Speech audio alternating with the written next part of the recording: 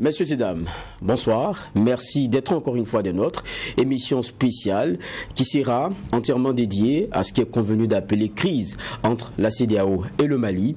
Bamako encouru après le double sommet extraordinaire sur le pays tenu à Accra dimanche dernier. D'abord une rencontre des chefs d'État de l'UEMOA, puis une autre, celle des chefs d'État de la CEDEAO. La CEDEAO qui entérine les décisions prises par l'UEMOA quelques heures plus tôt. Il décide de geler les avoirs maliens au sein de la BCEAO, de fermer les frontières entre le Mali et les États membres de l'organisation, mais aussi de suspendre les transactions avec Bamako à l'exception des produits médicaux et de première nécessité. La CEDEAO a décidé par ailleurs le retrait des ambassadeurs de tous les pays membres au Mali, ainsi que d'autres sanctions concernant l'aide financière. Des sanctions prises malgré un nouveau calendrier d'une transition de 4 ans présenté plus tôt par les envoyés maliens. Les sanctions, faut-il le rappeler, adoptées sont comparables à celles prises après le putsch d'août 2020. Voilà le décor planté. Analyse sur ce plateau avec ce que je m'en vais vous présenter. Bourema Ouedraogo, il est directeur de publication du journal Le Reporter. Bonsoir et merci d'être avec nous. Bonsoir, Geoffroy. Autre visage, Abdoulaye Bari, journaliste indépendant, doctorant en sciences politiques. Bonsoir, merci d'être avec nous. Merci, Geoffroy. Et on finit avec Abbas Ouedraogo, ancien ministre des Affaires étrangères, président de l'EFASO autrement. Bonsoir et merci d'être avec nous. J'ai dit le décor il est planté. Hier, vendredi, on parlait donc de ces Maliens toujours en colère. Ils ont répondu massivement à l'appel de la junte à manifester contre les sanctions à eux imposées. La mobilisation a été forte à Bamako et à l'intérieur du pays. Le point de notre correspondant à Bamako, Bourema Soulo, avant de revenir pour un échange.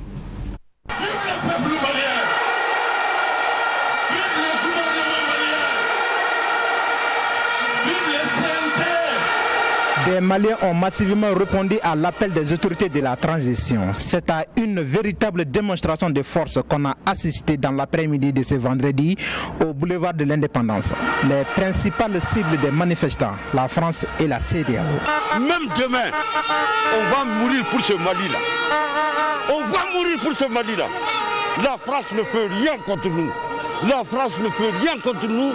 La CEDEAO ne peut rien contre nous. Si aujourd'hui les militaires sont au pouvoir au Mali, et si les Maliens sont d'accord que ces militaires sont au pouvoir, pourquoi la CEDEAO n'accepte pas? Est-ce que le Mali appartient à la CEDEAO? Qui est souverain? Ne sommes-ils pas un peuple souverain? Nous pensons que nous sommes un peuple souverain. On a le droit de choisir notre président. C'est le gouvernement du Mali au complet qui est venu galvaniser les manifestants qui rejettent les sanctions de la CEDEAO. Pour le Premier ministre, les objectifs de la CEDEAO sont clairs.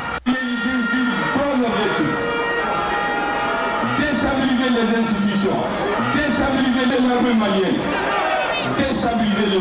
Choguel Kokala Maïga, qui était habillé en treillis militaire, affirme que le Mali est prêt à supporter les sanctions de la CEDEAO, mais prévient. Mais ceux qui ne l'ont pas oublié, ceux qui s'attendent à ça, le Mali est un verrou, le Mali est une pique. Si le Mali saute, personne n'aura la paix dans la CEDEAO. Ces mobilisations se sont déroulées sur toute l'étendue du territoire malien. Les manifestants scandaient des slogans à la gloire de la Russie et de son président Vladimir Poutine. Ils ont aussi demandé 5 ans pour la transition pour sortir le Mali de la situation de crise. Des images donc de Bamako, on a vu une forte mobilisation et cela sous l'appel de la transition. Moi, je fais mon premier tour de table. Petite réaction après ce reportage qu'on vient de voir. On a des Maliens qui sont unis derrière une junte, ou bien des Maliens qui sont blessés dans leur orgueil pour des sanctions qui ont été prises à leur encontre. Comment est-ce que vous lisez cette mobilisation qu'on a vue? On va commencer, comme j'ai fait tout à l'heure, en termes d'ordre de présentation par Bourema. Ok, merci. On n'est pas surpris effectivement de cette mobilisation qu'on a vue à Bamako. De toute façon, ça a commencé, cette même mobilisation qui a amené la junte au pouvoir. Parce qu'ici, on se rappelle qu'au dernier moment de Ibeka, il y avait cette forte mobilisation pour exiger plus de sécurité, plus effectivement de développement, moins de corruption. Bref, que l'État malien soit gouverné conformément effectivement aux règles et principes de l'État de droit.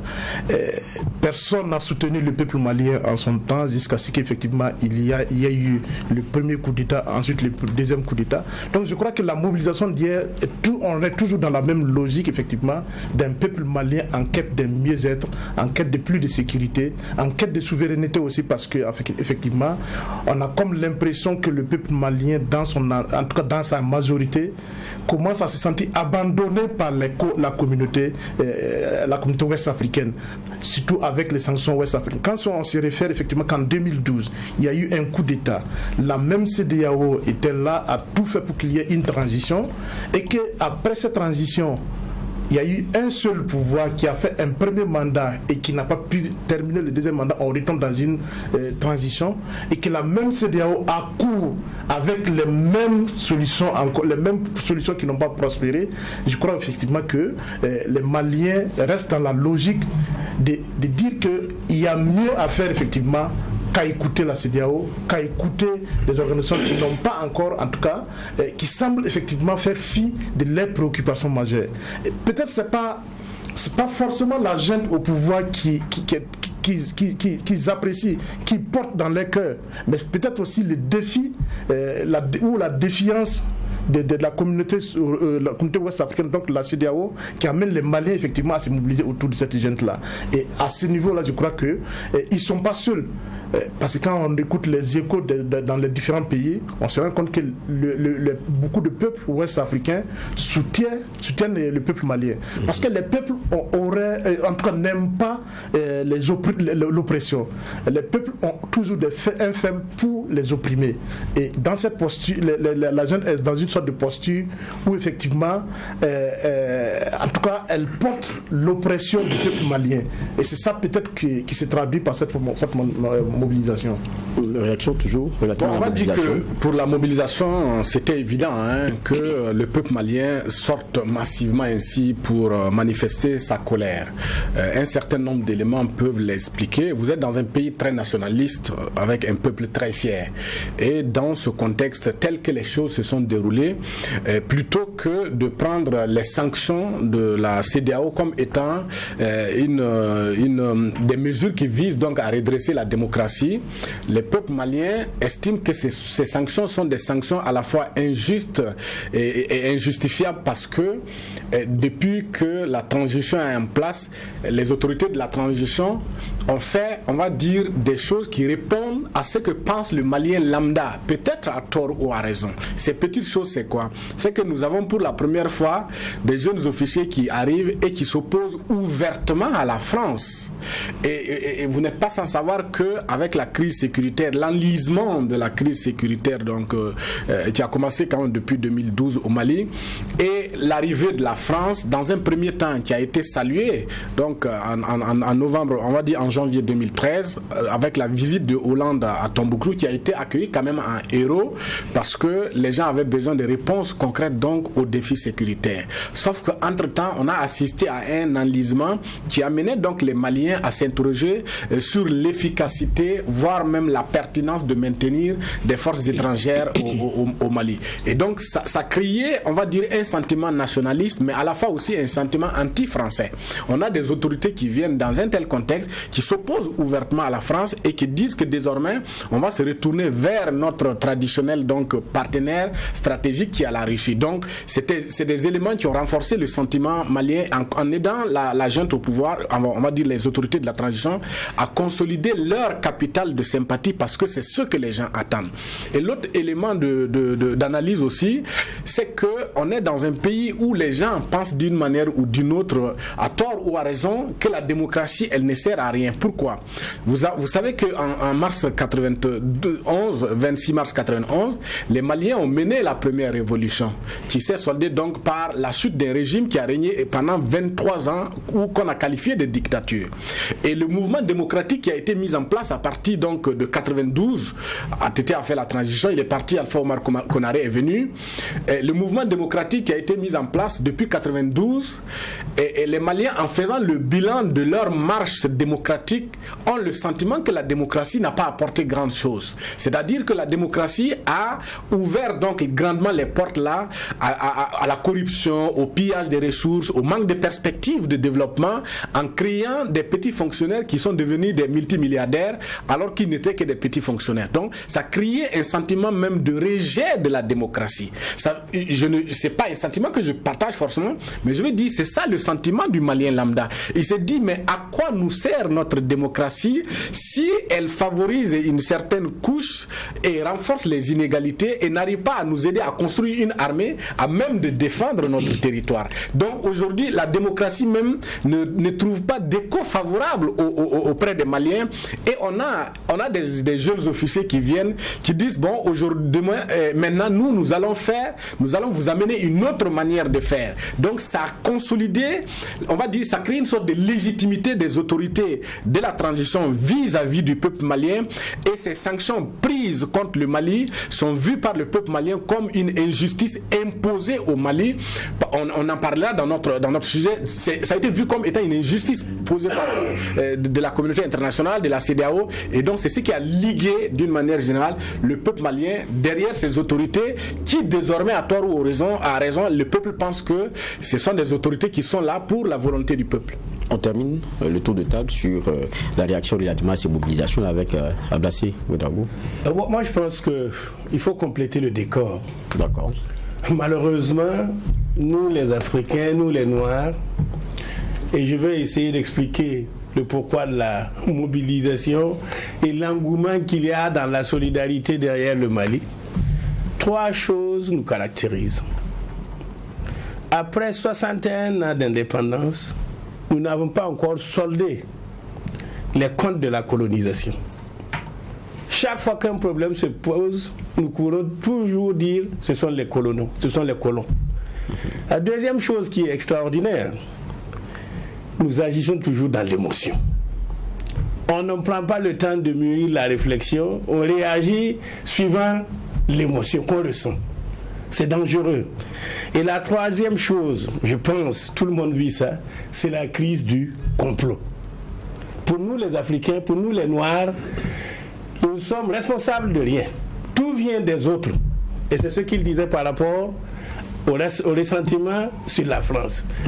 Il faut dire que par rapport à la situation actuelle, dans le contentieux Mali-CEDEAO, nous vivons dans un cadre, dans une zone économique. On parle d'intégration. C'est un espace économique qu'on veut créer parce que nous sommes dans la mondialisation. Cet espace économique est régi par des textes, des règlements. Ça commence avec le traité qui a créé la CEDEAO en 1975 et qui a été révisé plusieurs fois. Mais nous, au lieu d'aller regarder ce que contient tous les textes qui régissent le fonctionnement de la CEDEAO, on saute sur les sanctions qui sont décidées et puis on commence à tout jeter. Non, vous savez, à partir du moment où vous décidez d'appartenir à un espace économique, c'est parce que vous voulez avancer ensemble. Dans l'espace économique, il y a des règles. Et dans les règles, là, il y a des sanctions qui sont prévues pour le cas de manquement de ces règles. Sur la question, cette question des sanctions et leur légalité, ça, on va parler tout à l'heure. Je veux fixer les pour que les gens comprennent. Et malheureusement, les gens sautent de pieds joints dans le débat sans même chercher à comprendre le contenu du fonctionnement de la CEDEAO. Et c'est dommage. La CEDEAO n'a pas été créée aujourd'hui. Et la CEDEAO a rendu des services au Mali. C'est pour cela que nous disons, ce bras de fer est inutile. Je suis content que la Mauritanie, et comme on est en période de Coupe d'Afrique des Nations de football, de dire que la Mauritanie a tué le match. La Mauritanie a tué le débat en disant aux Maliens, soyons raisonnables. Revenons avec des propositions pour améliorer donc les conditions de réalisation d'une transition qui vous permet de retourner à la voie de la démocratie. La démocratie est un choix que tous les 15 pays de la CEDEAO ont fait. Et cette position de la Mauritanie est complétée par ce que le secrétaire général des Nations Unies a dit hier. Nous attendons que les Maliens présentent un autre tableau acceptable par rapport à la conduite de la transition pour amener le Mali sur le droit chemin de la démocratie, pour permettre à la CEDEAO d'être forte. et d'avancer dans l'intérêt supérieur de tous les peuples des 15 pays membres de la CEDEAO. On va rester avec vous, Abbas Ouedraogo. Je rappelle que vous êtes ancien ministre des Affaires étrangères. Donc, on va dire, vous étiez de l'intérieur pour ce qui est de ce genre d'exercice où on aboutit à des sanctions comme on a vu par exemple avec le Mali. Parlons de la double rencontre d'Accra. Avec les décisions qui sont sorties très tôt, on a entendu le Mali dire c'est illégal. On a entendu aussi beaucoup d'arguments venir dire c'est illégal. Vous savez, quand on organise un sommet, le sommet est préparé d'abord. Okay. Et je dis ici, pour le cas du sommet d'Accra, les sanctions ont été prises. Pourquoi? Parce qu'il y a eu une évolution. Au Mali, on a vécu 2 coups d'État, coup sur coup. Les premiers moments du coup d'État, quand on a renversé Ibeka, après on a renversé Bando, on n'a pas dit, la CEDEAO n'est pas sortie imposer des décisions. Les décisions sont venues à partir du moment où les Maliens eux-mêmes avaient dit nous allons faire les élections le 27 février 2022. Personne n'a rien dit. C'était correct. Maintenant, ils disent qu'ils veulent 5 ans. 5 ans, soyons raisonnables. C'est un choix que nous avons fait d'aller à la démocratie. 5 ans. Aux États-Unis, le mandat présidentiel, c'est 4 ans. Dans nos pays, on a adopté 5 ans. Ça dépasse même un mandat présidentiel. Et je dis, si vous acceptez de négocier le traité de la CEDEAO, de le signer, de le faire ratifier par vos parlements respectifs, vous êtes engagés. Et si vous prenez, et j'ai amené le document, le protocole sur la démocratie et la bonne gouvernance, le protocole additionnel, au protocole relatif aux mécanismes de prévention, de gestion, de règlement des conflits, de maintien de la paix et de la sécurité, toutes les sanctions qui ont été prises par les chefs d'État à Accra sont consignées. Le Mali les connaît. Moi, je dis ce qu'il aurait fallu faire. Comme le Mali n'était pas dans la réunion à Accra, il aurait fallu une meilleure communication et de l'UEMOA et de la CEDEAO. Il aurait même fallu que une délégation définie à Accra se rende immédiatement à Bamako pour garder le contact avec les Maliens et leur expliquer. On n'avait pas besoin, entre frères, d'aller à ce bras de fer. Personne n'est gagnant. Pas les 14 pays de la CEDEAO, pas le Mali. Je dis encore une fois, il faut que nous soyons responsables. Ne donnons pas toujours l'impression que ce sont les gens de dehors qui viennent nous dicter. Je prends le cas du Burkina. Quand je dis que nous rejetons la responsabilité, nous avons eu l'Assemblée nationale. Le budget du Burkina Faso est voté à l'Assemblée nationale. La dépense du budget est faite par les institutions du Burkina Faso. Chaque fois que quelque chose se passe, on va dire, oh, est-ce que ce sont les Français qui sont venus adopter le budget pour nous? Est-ce que ce sont les Français qui font la dépense pour nous? Il y a 60 ans, il faut que nous apprenions à mûrir, il faut que nous apprenions à devenir indépendants. On ne peut pas être toujours à dire que ce sont les autres qui font notre malheur. Non, ce n'est pas responsable. Et on ne prépare pas la jeunesse pour un avenir d'indépendance. On a eu votre lecture sur la question des textes additifs. On est d'accord que sur la légalité, il n'y a plus de débat. Si, il y a débat. Il y a débat sur la légalité des sanctions qui ont été imposées au Mali. Mais avant, on est, comme il l'a dit, bien évidemment, dans un cadre d'intégration régionale. Et pour ce sujet particulier, le Mali n'a de leçons à recevoir de personne. Et je vais vous dire pourquoi. Savez-vous que le Mali, c'est l'un des rares pays au monde où la Constitution, 25 février 92, dit que le Mali est prêt à céder une partie ou tout son territoire, toute sa souveraineté au nom de l'unité africaine. Lorsque vous prenez l'hymne national du Mali, c'est à la gloire du Mali et de l'Afrique. Donc sur ce plan, il n'y a pas de débat. Les Maliens, je pense qu'ils sont même en avance en termes de nationalisme, de panafricanisme. Mais et la question, il faut la recentrer pour que nous-mêmes, nous ne sombrions pas dans l'émotion. La CEDEAO est-elle une bonne chose? Oui, la CEDEAO est une très bonne organisation. C'est l'une des organisations régionales, on va dire, les plus achevées en termes de processus d'intégration. Et vous savez que, à la différence d'autres organisations régionales, sous-régionales, la CEDEAO quand même a mis au cœur du débat de son action des vertus comme la défense de la démocratie et de la bonne gouvernance. C'est une très bonne chose, elle a fonctionné jusque-là. Et pourquoi aujourd'hui la CEDEAO vient à prendre des sanctions qui se révèlent impopulaires à la fois au Mali, en Afrique et dans le monde? Parce que dans le cheminement, la CEDEAO est devenue une organisation dont la légitimité est désormais contestée. Pourquoi? Parce que à l'analyse des actions de la CEDEAO, on se rend compte qu'elle n'est là que pour condamner des coups d'État. Que lorsqu'il y a atteinte au principe de bonne gouvernance, au principe de la démocratie, avec des chefs d'État en place, il n'y a pas de problème, la CEDEAO ne condamne pas. Quelle est la différence entre un chef d'État qui appelle à modifier ad vitam aeternam la loi fondamentale de son pays qui limite à 2 le nombre de mandats présidentiels et une modification qui occasionne 80 morts, voire une centaine de morts, et des militaires qui viennent prendre le pouvoir sans effusion de sang? Il n'y a pas de différence. Mais je ne suis pas en train de soutenir un coup d'État.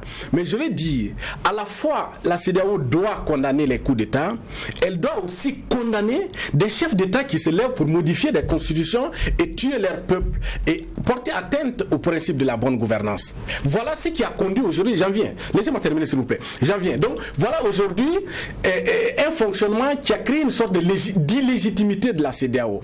Le deuxième élément qui porte donc sur les sanctions qui ont été imposées au Mali, à mon avis, ces sanctions ne reposent pas sur le droit. C'est des sanctions qui reposent sur la jurisprudence. Et cette jurisprudence date de 2011 où l'UEMOA et la CEDEAO ont imposé donc des sanctions à Laurent Gbagbo, à qui on accusait d'avoir donc volé la victoire d'Alassane Ouattara. Donc avec la CEDEAO et la France, on a imposé des sanctions à la Côte d'Ivoire. Et deuxième élément de jurisprudence, en août 2020, lorsque le président Ibeka a été renversé, la CEDEAO donc vient imposer d'autres sanctions au Mali. Ce n'est pas de droit, c'est de la jurisprudence. Et je vous explique.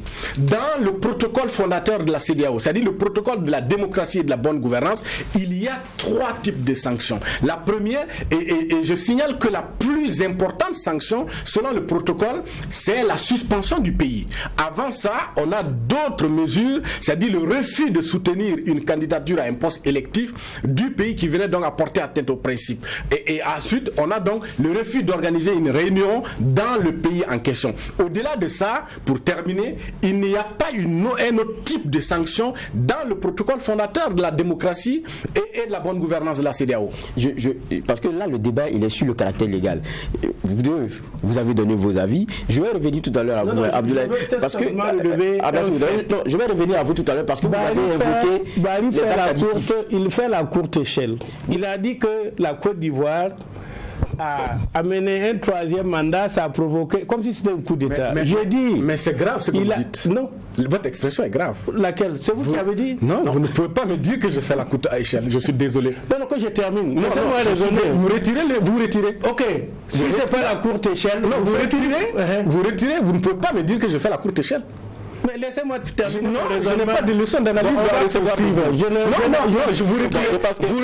Vous retirez. Je retire courte échelle, mais je vais expliquer. Bon, d'accord. Dans les textes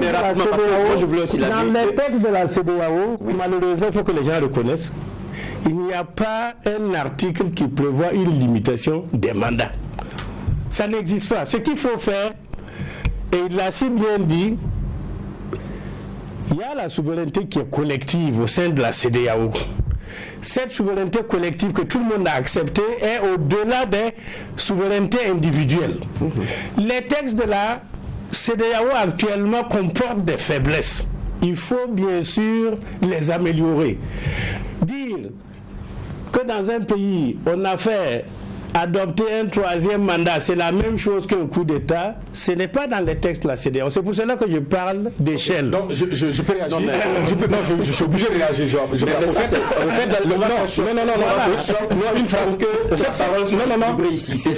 Il y a une chose que vous n'avez pas compris. Certainement, si je n'allais pas dire le contraire. D'accord. Le protocole fondateur de la CEDEAO n'est pas un protocole exclusivement consacré au principe de la démocratie. Le protocole est intitulé Protocole pour la démocratie et la bonne... protocole révisé. Est-ce que celui que j'ai oui, dans ma main. Oui, c'est de ce protocole qu'il Voilà. s'agit. Ce protocole-là, il s'agit d'un protocole qui vise donc à favoriser, on va dire, à promouvoir la démocratie et la bonne gouvernance. Maintenant, pour revenir sur la question de la modification de la Constitution dont vous parlez, effectivement, la limitation des mandats n'est pas prévue. Ok, mais sauf que ici, quand on regarde le principe de la bonne gouvernance, il se trouve que la modification par un pays membre de la CEDEAO des mandats présidentiels de la Constitution pour permettre à un individu d'avoir d'autres mandats en violation de la loi fondamentale constitue une atteinte à la bonne gouvernance où la CEDEAO ne réagit pas. Et malheureusement, cette modification se fait dans un contexte de crise politique sans consensus et qui aboutit à des morts, 80 morts et 100 morts. Donc il y a atteinte au principe de la bonne gouvernance. Je vais permettre à présent à Boulema de réagir, parce que quand on écoute, on a l'impression que avec Ablasse Ouedraogo, on va nous rappeler des textes, notamment les actes additifs. Quand j'écoute Barry, c'est que les décisions qui ont été prises, nullement dans ce qui est énuméré, qui sont les possibilités de sanctions, on ne retrouve cela. Et puis quand on s'explique, on quitte le légal pour entrer dans le légitime, les deux s'embrassent. Je crois qu'il y a là-dessus, il faut qu'on fasse très attention. Il faut qu'on ait une lecture un peu distancée par rapport au texte que nous avons. Parce que la question de fond qu'il y a par rapport à la situation au Mali, c'est quoi? C'est que la CEDEAO, en fait, comme l'a dit mon voisin Ablasse Ouedraogo, en fait, la CEDEAO est partie d'un ensemble de faits. En fait, et elle allait chercher tout ce qui pouvait lui permettre de faire plier les autorités de transition maliennes par rapport à un certain nombre d'attentes qu'elle avait. Malheureusement, on est dans un contexte, dans cette situation, c'est des sortes d'enchères. Je suis sûr effectivement que la junte malienne en mettant sur la place 5 ans de transition, savait pertinemment que ça ne peut pas prospérer. Qu'aucune institution, ni régionale, ni internationale, n'allait effectivement accepter et entériner une transition de 5 ans. Ça, elle le savait. Mais elle savait aussi que pour négocier, il faut monter les enchères pour pouvoir négocier. Sauf que on se retrouve dans une situation où la CEDEAO, effectivement, après ce qu'elle a fait, ce qui est arrivé en Côte d'Ivoire en 2011, après ce qui est arrivé au Mali en 2012 aussi, parce que souvenez-vous du premier coup d'État de Aya Sanogo, il y avait quand même un ensemble de faits, un ensemble de batteries et de menaces qui avaient contraint Aya Sanogo à renoncer et pour qu'on mette en place une transition civile. Donc il y avait un certain nombre de successions de faits et on s'est dit qu'il fallait forcément passer par des mesures fortes pour amener effectivement la junte à plier ou en tout cas à céder par rapport au processus. Parce que en termes de fond, c'est là où on se pose véritablement la question, si la légalité ou si la légitimité des sanctions. Est-ce qu'aujourd'hui, le fait qu'il y ait des civils dans une transition où qu'on retourne à l'ordre constitutionnel fera forcément le bonheur du peuple malien? La CEDEAO se pose peut-être pas cette question. La junte, les Maliens aussi s'accrochent à une jeune, mais au fond, si effectivement les militaires étaient la solution, on n'a pas besoin de faire la révolution du 26 mars 92. Si les militaires étaient la solution, on n'a pas besoin de faire de chasser Aya Sanogo en 2012. Donc, on n'a pas besoin de faire un autre coup d'État en Badawo. La question de fond, est-ce que tout le monde n'est pas en train de lâcher véritablement la propre norme, aussi bien la junte que la CEDEAO? Est-ce que la démocratie telle que on veut, la camisole de force qu'on veut mettre au peuple malien, est-ce que c'est ça qui est aujourd'hui la solution? Ou bien est-ce qu'il faut trouver un canal pour réfléchir à tête reposée pour permettre au peuple malien de répartir de nouvelles bases en instaurant un état de droit véritable, mais qui soit conforme aux réalités, aux aspirations du peuple malien? C'est là toute la réflexion. Mais j'ai comme l'impression que, comme l'a dit Ablasse Ouedraogo et Abdoulaye Barry, tout le monde est dans l'émotion. Et dans l'émotion, il n'y a pas de réflexion froide autour de ce qui devrait être l'essentiel. Et malheureusement, je crois que même on a embarqué même le peuple malien dans cette émotion, dans cette euphorie, qui risque effectivement de faire rater et tout le processus, que même si on donne 5 ans à la junte, on risque de retomber dans les mêmes travers, parce qu'apparemment, les vrais problèmes sont en train d'être éludés pour mener des combats des chiffonniers sur des questions qui n'est pas véritablement le fond du problème du peuple malien. Ces problèmes, c'est vrai, quels sont ceux-là qui les surgissent? Aujourd'hui, le problème du peuple malien, comme de tous les peuples africains. Moi, je vous l'ai dit, on doit questionner notre démocratie. Voilà. Nous avons organisé les élections tout le monde a créé les élections les plus démocratiques possibles en 2015. Ça nous a apporté quoi en 6 ans? Le recul. On est où? Est-ce qu'aujourd'hui, il n'est pas temps effectivement qu'on questionne notre démocratie, qu'on questionne même les textes fondateurs de nos organisations sous-régionales pour leur donner plus de force, pour leur donner plus de crédibilité, pour amener nos États à renoncer à une partie ou tout de leur souveraineté au profit effectivement d'une souveraineté régionale, une souveraineté panafricaine. Parce qu'en fait, c'est quoi?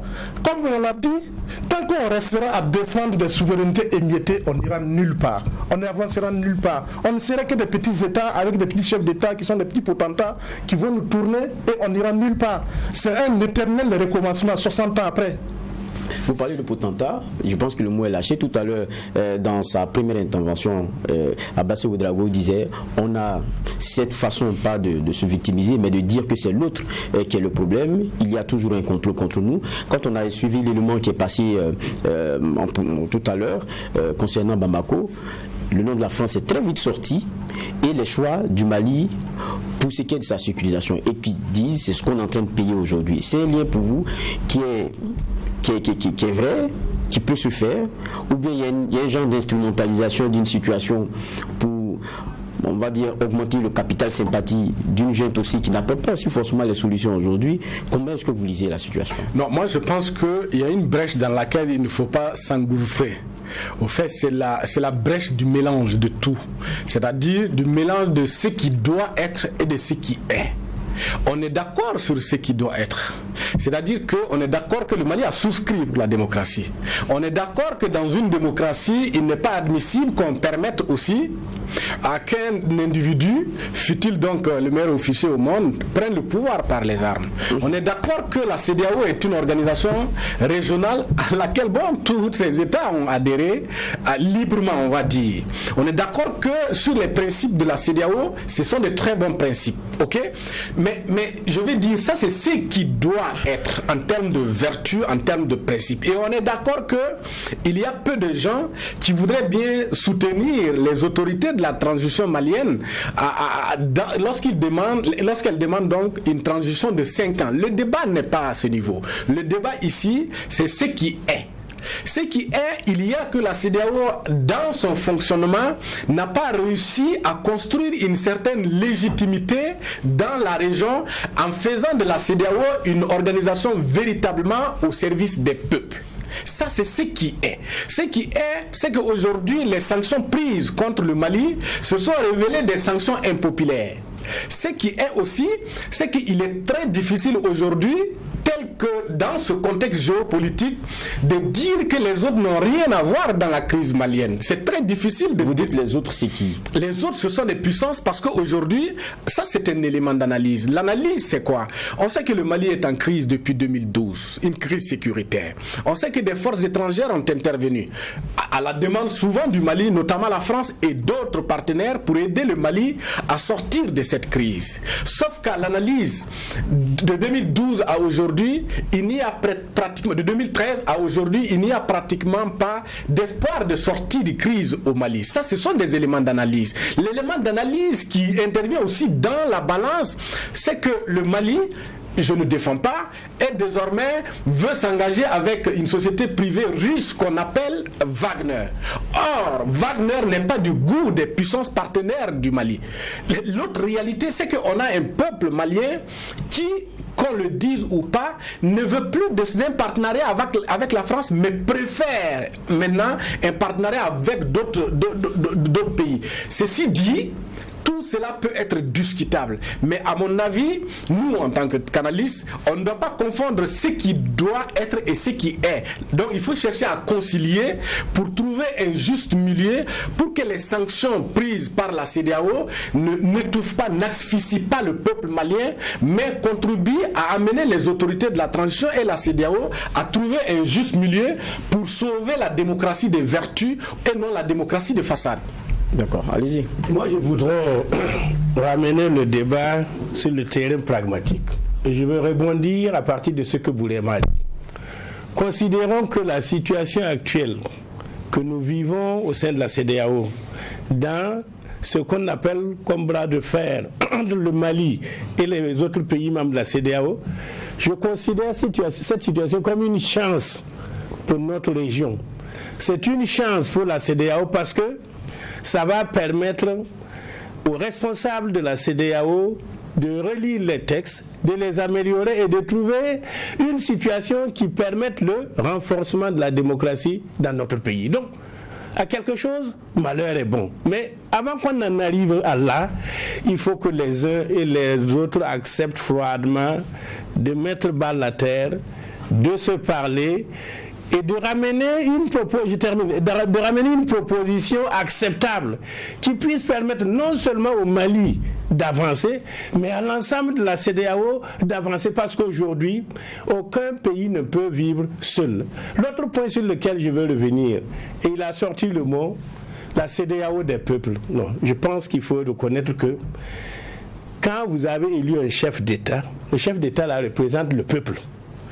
Et ce qui a été décidé à Accra, c'est l'ensemble des peuples de par la voix des chefs d'État. Vous pensez qu'on peut amener les peuples de tous les pays s'asseoir ensemble? Non, on est dans une organisation, et je dis encore une fois, en relisant les textes de la CEDEAO, on peut trouver des mécanismes qui puissent intégrer, impliquer davantage les populations. Et cet objectif de dire communauté CEDEAO des peuples, on peut bien y arriver, pourvu que tout le monde ait la bonne volonté de réfléchir froidement sur comment faire évoluer les textes de la CEDEAO en fonction des contextes. Parce qu'en 1975, quand on créait la CEDEAO, on ne vivait pas le contexte actuel. Les choses ont évolué. Adaptons-nous, évoluons et faisons en sorte que cet espace communautaire qui est en tout cas en Afrique parmi ceux qui sont en avance, qu'on continue à garder donc ce rythme-là dans la recherche de la satisfaction du mieux vivre pour les populations. Vous dites que ce que décident les chefs d'État, c'est un peu l'émanation de ce que pensent les populations. Et pourtant, les populations, quand on voit les sentiments aujourd'hui qui sont ceux qui s'expriment, on a l'impression qu'ils trouvent qu'il y a une grosse dichotomie entre ce qu'ils veulent et ce qui est en train d'être décidé. Et ils pensent, et ça revient très souvent, que ces sanctions sont de l'ordre de la protection des intérêts des chefs d'État eux-mêmes. Vous vouliez réagir? Oui, mais c'est justement, en fait, le débat sur la légitimité justement des décisions de la CEDEAO, ça renvoie à la légitimité des chefs d'État pris individuellement dans leur propre pays. Parce que quand vous avez, par exemple, prenons le cas du Burkina Faso, on peut effectivement dire qu'on a un président légalement élu. Mais si on va dans un débat philosophique, en tout cas, la légitimité pose problème parce qu'effectivement, sur un potentiel électoral estimé à près de 9 millions, il a été élu avec 1 600 000 voix. Donc, en termes de légitimité, vous ne pouvez pas contester qu'il y a un problème de légitimité de ce pouvoir-là.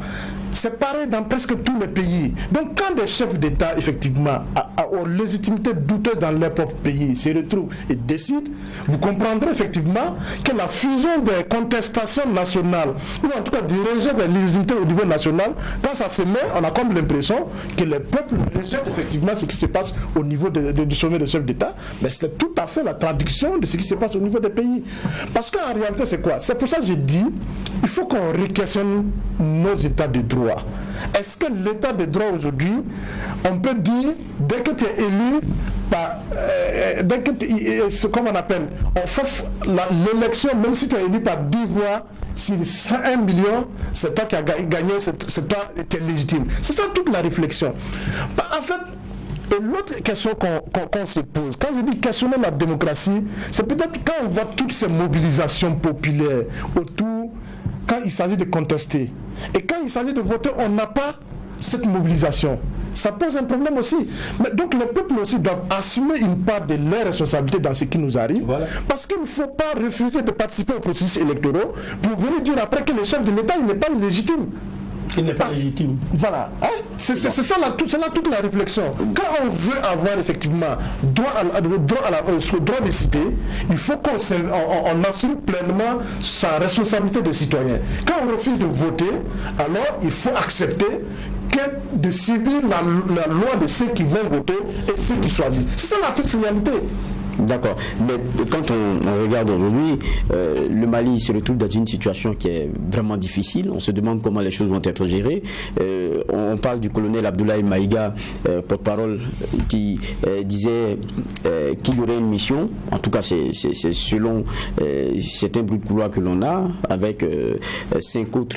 Un vol spécial devrait aller, je pense, en Mauritanie, après en Algérie. D'abord, on tente de contourner l'embargo qu'on a pour avoir des exports et imports via import d'accès. Ça, c'est le minimum. Est-ce que c'est des choses...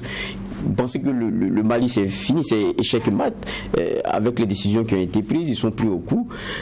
Ou bien il y a encore, même avec de la diplomatie, un bol d'air possible pour cette junte-là? Et puis que peuvent, et ça c'est important aussi, Alger et Nouakchott, puisqu'on a l'impression qu'il y a une oreille quand même attentive de ce côté-là. On va commencer par Blaibal. Bon, je ferai avant Nouakchott, je vais dire, si l'on inscrit les débats dans une perspective historique, évidemment, on peut trouver les meilleurs leviers pour corriger à la fois la gouvernance et la démocratie. Parce qu'il y a coup d'État en Afrique aujourd'hui, parce que les gouvernances d'une manière générale ne sont pas des gouvernances de vertu. Et il ne s'agira pas de condamner les coups d'État ni d'adopter des sanctions pour mettre un terme au coup d'État. Le vrai remède, en tout cas définitif pour moi, pour qu'un individu ne puisse pas prendre les armes et venir mettre un terme donc à tout un processus, c'est d'apporter une réponse adéquate à la gouvernance. Est-ce que les pays africains, surtout en Afrique francophone, sont des pays bien gouvernés? La question, chacun peut y apporter sa réponse. Donc dans une perspective historique, il va falloir donc consolider davantage la gouvernance pour éviter que des coups d'État viennent projeter des pays dans un avenir incertain. Et pour revenir à la question, je ne sais pas si la question vise à savoir si le Mali peut faire face donc cette asphyxie qui est programmée. Non, il sera difficile, il est très difficile donc pour un pays comme le Mali qui est en crise sécuritaire, qui est en crise de Covid, qui n'a pas accès à la mer. Évidemment, la Mauritanie est un voisin proche à la mer, même si la Guinée a décidé de ne pas fermer des frontières. Il reste bien évidemment que ce sont des sanctions très très très sévères qui n'auront peut-être pas d'impact direct sur les autorités de la transition, mais qui à terme vont asphyxier le peuple parce que les sanctions financières, les sanctions économiques touchent directement donc au peuple malien. Donc à mon avis, la solution réside dans la raison. La raison à la fois pour la CEDEAO, mais aussi pour les autorités de la transition malienne, pour que ces deux entités-là trouvent un terrain d'entente afin que le peuple qui n'a rien demandé à personne paye cher donc ces sanctions de la CEDEAO. D'accord. Sur la même question. Alors, je pense que nous sommes des frères et des sœurs, nous sommes des hommes raisonnables. Il n'y a pas de raison que le peuple malien soit puni à cause de sa direction politique. C'est pour cela que nous disons froidement ici que nous faisons confiance au gouvernement malien sur le fait qu'ils trouveront la passerelle, j'utilise ce mot-là encore, avec les autres chefs d'État de la CEDEAO pour travailler à ce que le peuple malien ne souffre pas trop de cette situation. Et je reviens sur ce que Boulem a dit. Nous sommes tous collectivement responsables de ce qui nous arrive dans nos pays. Et on dit généralement que chaque peuple mérite son gouvernant. Au moment des élections, tout le monde s'en fout. Ceux qui peuvent apporter les solutions, personne ne va voter pour eux. Ce sont ceux qui ont de l'argent, qui donnent 2000 francs, 5000 francs. C'est à eux qu'on va porter donc les suffrages.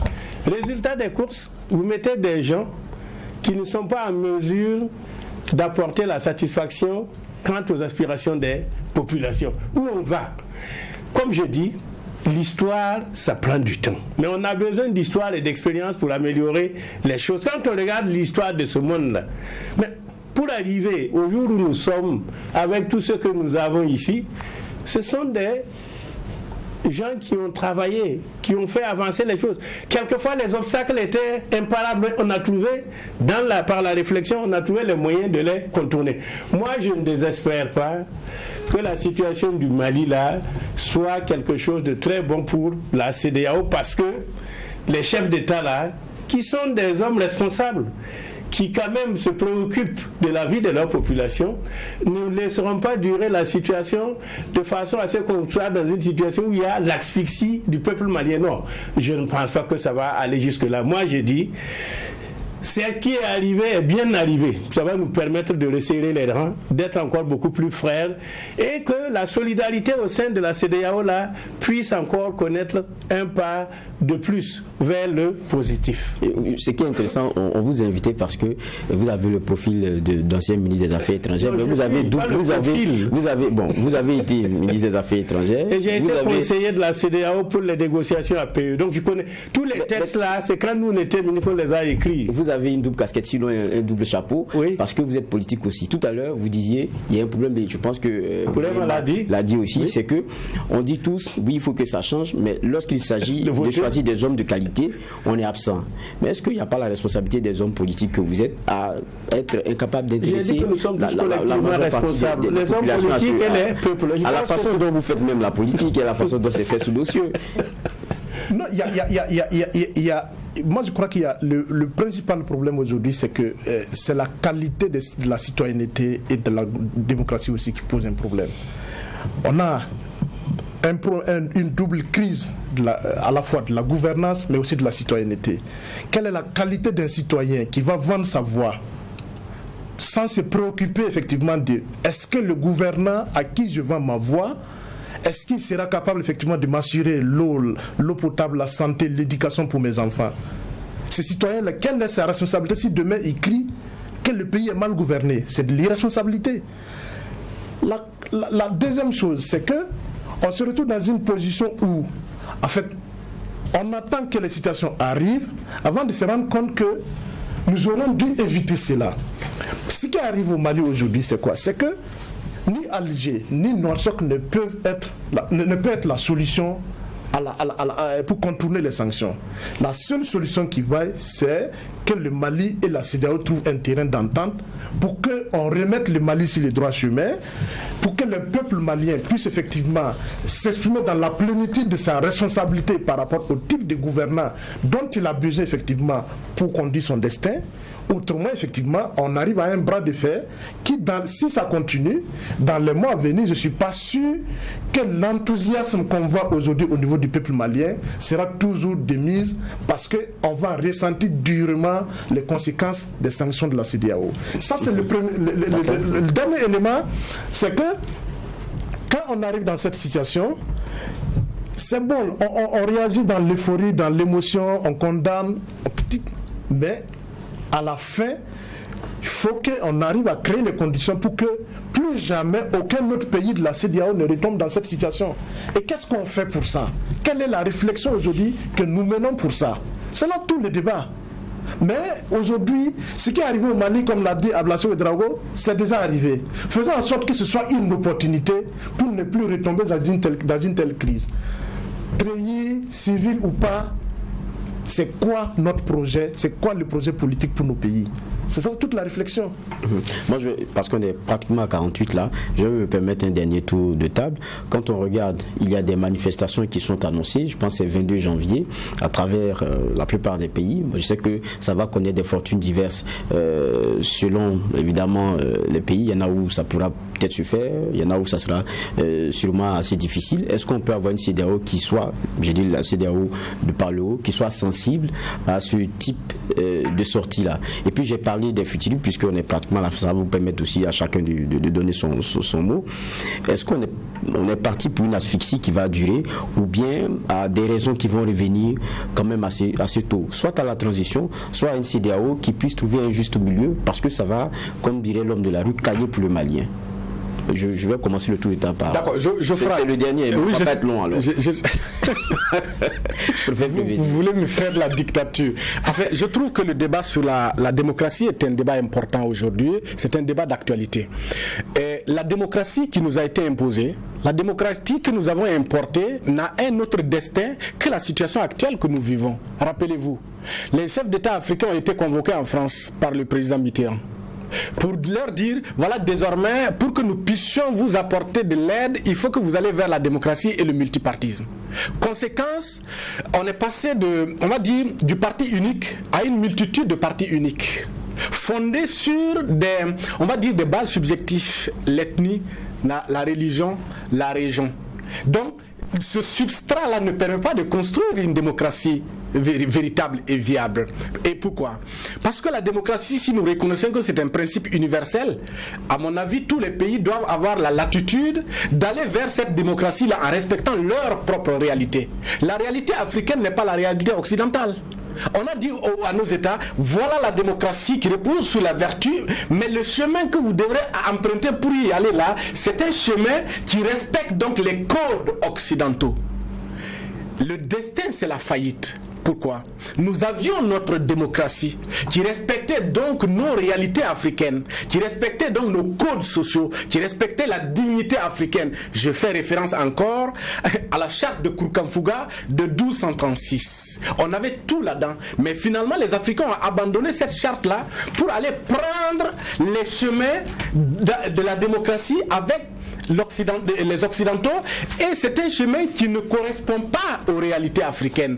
Aujourd'hui, lorsque vous regardez les Africains dans certains pays, ils dénoncent les chefs traditionnels. Ils disent oui, les chefs traditionnels ne doivent pas faire la politique. Oui, c'est vrai, ils ne doivent pas faire. Mais la question qu'on ne se pose pas, entre le politique, le candidat et le chef traditionnel, qui le peuple écoute plus? Le chef traditionnel est-il plus légitime que le candidat qui vient dans un village chaque 5 ans pour demander des votes ou pas? Donc, à mon avis, pour redresser cette démocratie-là, il faut travailler à avoir une démocratie qui respecte nos valeurs, et sans que ce ne soit, on va dire, une démocratie qui est faite sur la base des condiments occidentaux. J'ai dit on ne va pas être long. Voilà. J'en profite pour, au début de l'émission, vous aviez voulu poser la question sur la légitimité des décisions des chefs d'État de l'UEMOA à Accra. Vous avez l'air de dire qu'ils étaient pas... Ça ne gêne absolument pas. D'accord. Tant que tous les chefs d'État sont d'accord pour se retrouver quelque part, aucun texte ne l'interdit. D'ailleurs, quand il y a des sommets de l'OUA à Addis Abeba ou aux Nations Unies, les chefs d'État des sous-régions se concernent. Donc il n'y a pas de débat dessus. Ce que je veux dire, on est tous émus par les conséquences des décisions, l'impact des décisions. Alors regardez qu'est-ce qui est à l'origine de ces décisions encore une fois. Et je dis, la CEDEAO est un espace très très envié par d'autres. Continuons à travailler à son renforcement. Et pour renforcer donc la CEDEAO, pour qu'elle soit utile à tout le peuple, travaillons à construire la démocratie. Et vous accepterez avec moi que tout le monde reproche aux Maliens d'avoir fait 2 coups d'État, coup sur coup, et on leur demande de revenir sur la droite ligne de la démocratie. C'est là où le débat. Regardons où nous sommes sortis. L'impact là, ça va être réglé. Oui, non. Si ce débat, effectivement les cas maliens, comme je l'ai dit, ça nous amène à questionner 2 aspects. La question de nos processus démocratiques de façon consensueuse et de façon responsable, et aussi la question aussi du type de l'intégration, de comment renforcer le processus d'intégration que porte la CEDEAO, parce que, comme on l'a dit, de tous les 5 régions du continent, l'Afrique de l'Ouest est véritablement en avance si c'est question d'intégration. Donc faisons en sorte pour ne pas jeter le bébé avec l'eau du bien. C'est ce qu'on va retenir à la fin. Merci à vous, Abdoulaye Bari, d'être passé sur ce plateau. Je rappelle que vous êtes journaliste indépendant et doctorant en sciences politiques. Merci à Ablassé Ouedraogo, ancien ministre des Affaires étrangères et président aussi de l'UFASO autrement. Merci en tout cas d'être venu.